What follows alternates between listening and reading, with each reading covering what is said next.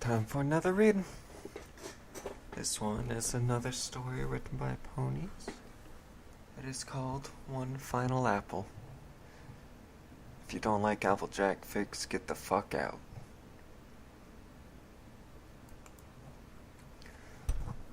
Small droplets of water fell from the dreary day sky, the blue sky hidden behind the lofty gray clouds.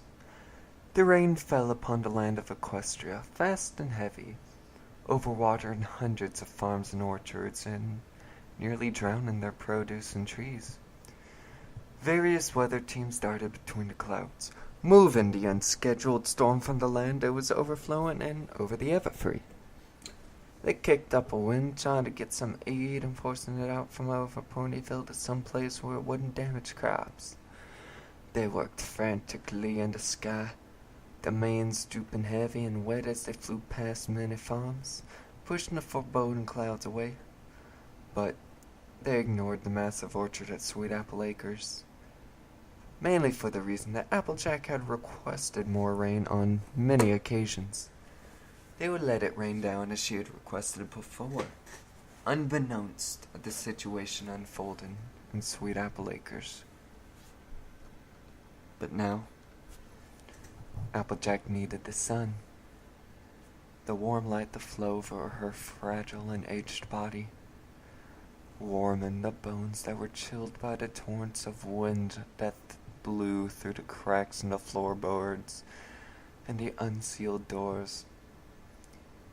Years of apple bucking and the long hours on the farm have finally caught up with her body. As her joints became weaker with the pain growing inside of them. Nowadays for her, she could barely get herself to walk down to the kitchen to prepare herself a decent meal, let alone getting an apple. It had become painful to walk, and the time she had been forced to spend on bed rest had weakened her muscles. She had always been the pony to keep her body healthy and work hard to keep it strong, but it didn't want to stay strong. The body she tried so hard to keep in shape rebelled against her and weakened the very bones that she needed to keep the business alive. It was years before her body began to deteriorate. Applejack was out bucking apples just as he did every day, and with every kick in the hardwood of the apple trees, she could feel a splintering in her legs. Being the look-tough pony that she was, she ignored the pain in her legs and just passed it off as some other aching muscles, not wanting to believe that her golden years were now over. And with her last kick, Applejack broke her back legs with a loud crack, the bones making a lump in her skin where they were supposed to be rightly placed. It was her talent that took everything from her.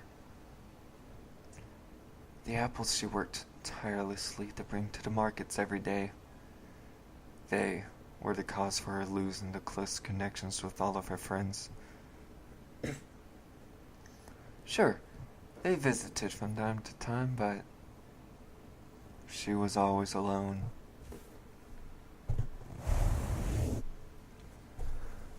The golden years for her were when she could actually run with her friends, but now as the years passed, she lost that ability.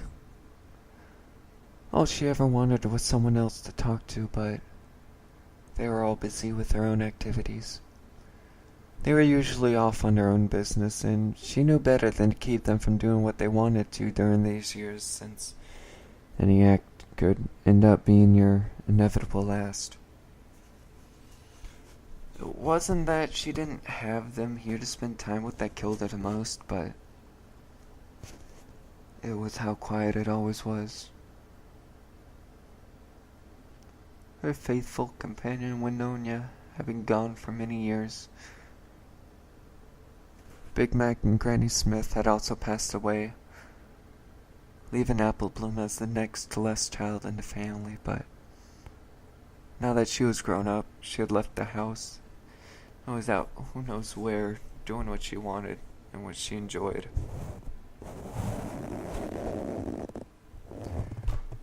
Every day, Applejack listened to the house as it creaked back and forth, the support beams threatening to give way with every gust of infallible wind. It always sounded like it was a tornado tearing through the property, but even the smallest gusts sounded like they would tear the building apart.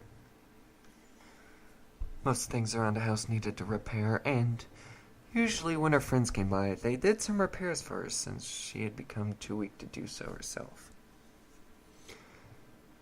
And just as every other night had come for her, the day became dark as the sun fell back below the horizon, the moon rising high into the sky. But the moon that glowed so beautifully and the sun that shone so warm was nowhere to be seen. As they still hid behind a great wall of clouds floating through the skies, Applejack's mind began to flow from her, the dark flowing over her eyes as she rested for the night.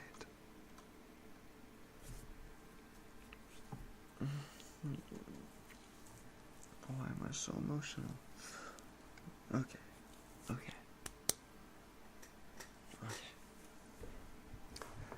Applejack's mind came back to reality, her senses slowly adjusting to the room around her. It was obviously day outside, but the clouds dampened what light could reach her. The rain tapped at the rooftop, the steady beating of every drop echoing throughout the room. She let out a small groan, her bones sore, and joints aching as she rolled over in her bed, keeping the blanket tight to her body as she turned. As she came over to see the other side of her bed, her eyes were flooded with the profound lavender color of a unicorn that she had come to know and love so much over the years. Her body had become slightly wrinkled. The age is treating her rather well, for that matter. The eyes that shone with a bright intensity of violet looked down upon her, crow's feet extending from the corners of her eye. "Well, hey, Twi," she said, a small wet cough making its way up from the bottom of her lungs. "Hi, Applejack," Twilight said excitedly, and with a bit too much volume as Applejack clenched her eyes shut. "Oh, yeah. Sorry. Forgot about quiet." "You know something, Twi?" Applejack asked her, with a slight frown upon her face. "Y'all always wonder what it's going to be like to die, but right now I just feel like it's going to be nice and easy." "Hey, don't you talk that way," Twilight told her with a fake smile on her face, trying to hold the tears forming in her eyes back. "You're not going to die today. It's not even sunny out, like you wanted." "I know, Twilight, but right now, I can't explain anything, but it kind of feels like it's my time." Applejack looked at Twilight, who hung her head low with the thought of a close friend dying, especially on such a dark and dreary day.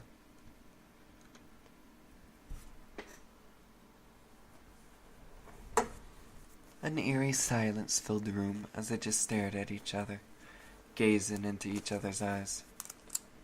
Twilight could just tell by looking at those pale green eyes that it was coming close for her, and which much sooner than she could have ever wished. Her eyes showed her how tired she had become of life, and how much it was hurting her. The pain in her body took a toll on her mind, adding the extra years onto the already tired soul. That's not even what disturbed Twilight more than anything about looking into Applejack's eyes. They looked so empty. It was almost as if everything that had meant something to her had gone away and left her alone in this world. And in a way, it had. She had no brother here to console her as she would have wished to have. Granny Smith was gone long before she was sick, but she still wished to have her cheerful words flow through her ears and give her something to hold on to in her last moments, but those were gone as well. The memories of what she once had, the family that had been together like white on rice, was now all just a memory in those of who know it. And the only things that she had come to care for weren't there for her when she needed them.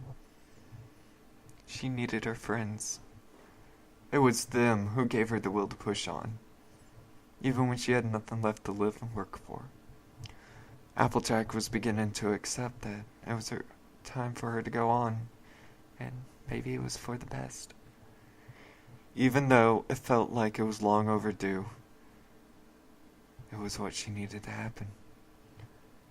The world was becoming too fast-paced for her, and in the state she was in, there was no way for her to keep up with it.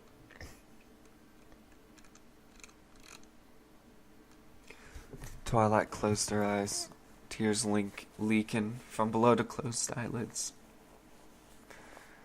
It wasn't time for Applejack to go in her eyes.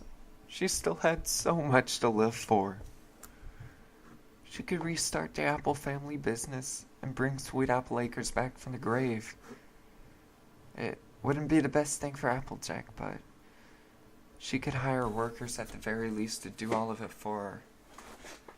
After all, there were quite a few apples that hung from the trees ready to be picked, but Twilight didn't know she would ever be able to accept the fact that her friends would leave this world, no matter how close or obvious it may be. The mystery of Applejack always baffled Twilight, because no matter how hard she studied, or how much she researched it, she could never find an answer. It wasn't something in the apples or the water.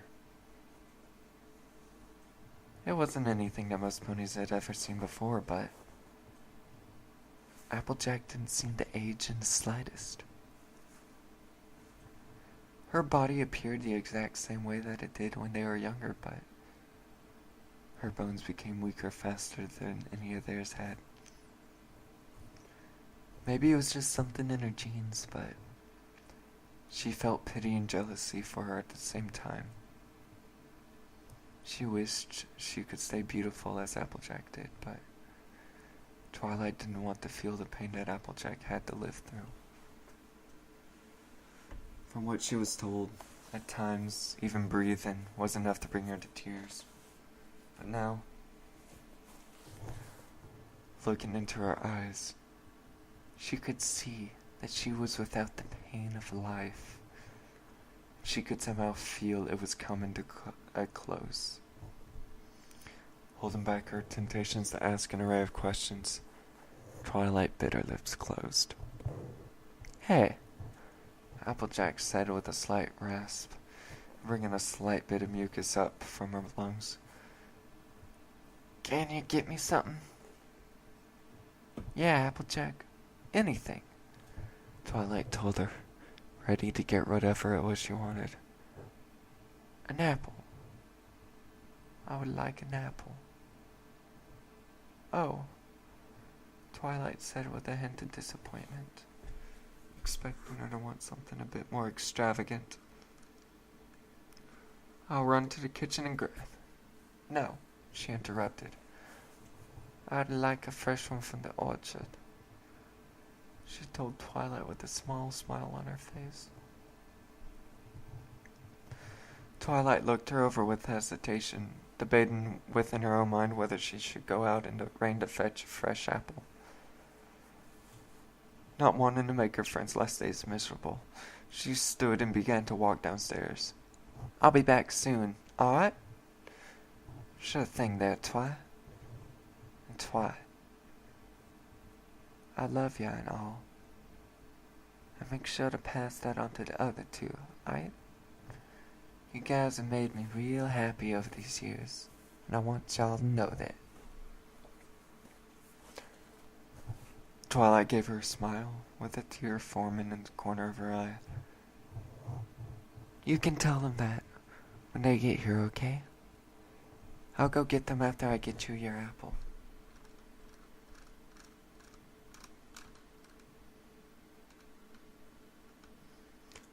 Twilight made her way downstairs, the floorboards creaking with every step she took. The creaking reminded her of the aged and frail body that Applejack lived in, even though it looked as if she was still a young mare. She swung the door open slowly as to not let too much cold air make its way into the house. As soon as the door opened, the small pellets of rain came down on her face and began to soak her coat and mane as soon as she stepped foot outside. It was cold, and it chilled her to the bone with her few seconds out into torrential downpour. Making her way off at the porch, Twilight walked through the mud that had formed in the rain, wading through puddles and taking haste in getting the apple that was requested. Twilight weaved in and out of the apple trees, ducking under the overgrown branches. The leaves that were still attached to the branches offered her some relief from the rain. Although it was only a minor help, it was enough to give her hope in finding a perfect apple. She brought a hoof up to her face and wiped the wet mane that hung over her eyes behind her, squinting through the water at a bright red spot in the other end of the orchard. Seeing this brought her hopes up to an all-new high. Twilight took off at a full sprint in and out of the trees, the mud below her feeling gargling and splashing as her hooves sunk into the soil. The red was getting closer, and the mud being flung onto her body was getting thicker, but that didn't matter at this point. All that mattered to her was making Applejack comfortable.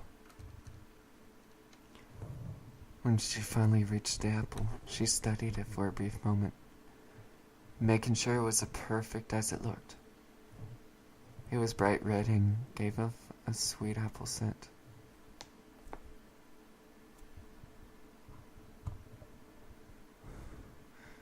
It was so perfect and sweet smelling that Twilight almost took a bite of it for herself, but she knew that Applejack needed it more than she did. Engulfing the apple in her magic and tossing a small protection spell in it to make sure it would get to her unscathed, Twilight began her trek back to the house. She arrived at the porch of the farmhouse covered in a thick layer of mud, her tail and mane dripping excessive amounts of water. The rain that made its way under the porch overhang washed small bits of the mud off of her body, but she didn't want to wait any longer than she had to. With a swift shake, the mud flung from her body and splattered on the walls. I'll clean that up in a bit, Twilight thought to herself. Quietly opening the door just in case Applejack may have been asleep, she slowly walked inside, the floorboards creaking under her weight with every step. Instead of the door closing quietly as she wanted it to, the wind pulled it shut with great force, sending a small tremble through the house, making Twilight cringe. If she wasn't awake before, she would be now, Twilight thought to herself. Twilight made her way up the stairs with a slight jog, but slowed as she reached the top with the apple still in her magical grasp. She lightly opened the door leading to Applejack's room and saw her rolled back over to the position she had been at her arrival.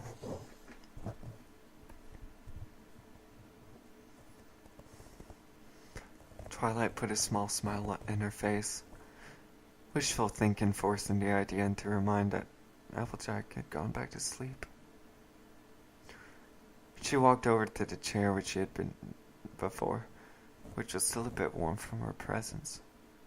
Taking a seat, Twilight brought the apple to her eye level and began to speak. This looks like a good apple. I think it would be what you could consider perfect, Twilight said with a smug look on her face, placing the focus of her vision on Applejack. She awaited a response from the blonde-haired, orange-coated mare, but nothing came. And the more she listened, the more it came to her mind, and the more she began to hear nothing. There was no other source of noise in the room besides herself. There was no longer the slightly rasped breathing of the friend she had once knew to be so alive. And even where the sheets should have been moving, they lay still.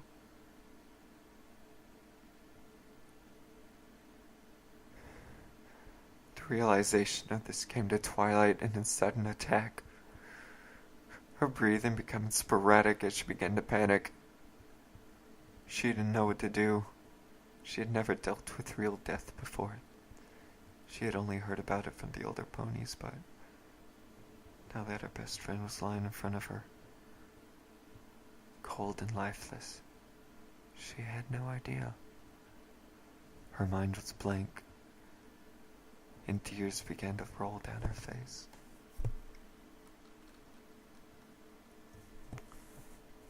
Twilight fell out of the chair and crawled over to her best friend, burying her face on the edge of the bed. The sheets sapping away at the moisture that was still contained in her coat and mane. The sheets became damp.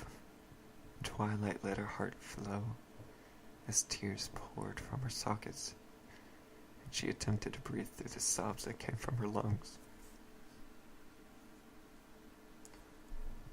She had loved her for just a few moments. She had left this world in that time.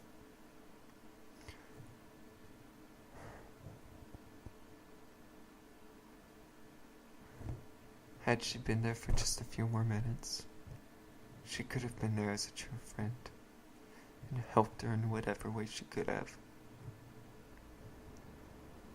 She placed the hoof over Applejack, preparing to turn her body over to a more comfortable resting position. The now freed soul. What she saw shocked her and brought a bit of warmth to her heart, yet it brought more sadness to it as well. Applejack's arms were crossed, and embraced within was the element that had been bonded to her during the encounter with Nightmare Moon, and held between the amulet and her heart was a picture of her and all the friends, a smile on each one of their faces. Twilight gingerly pulled the picture from Applejack and looked at how young they had all once been, and how happy they all once were. Now, they were all old and slowly dying away. She flipped the image over, and scribbled on the back was the words of an honest pony. My very best friends, here for me no matter what. Resting upon Applejack's lips was a smile of her own, knowing she always had her friends, no matter where she went.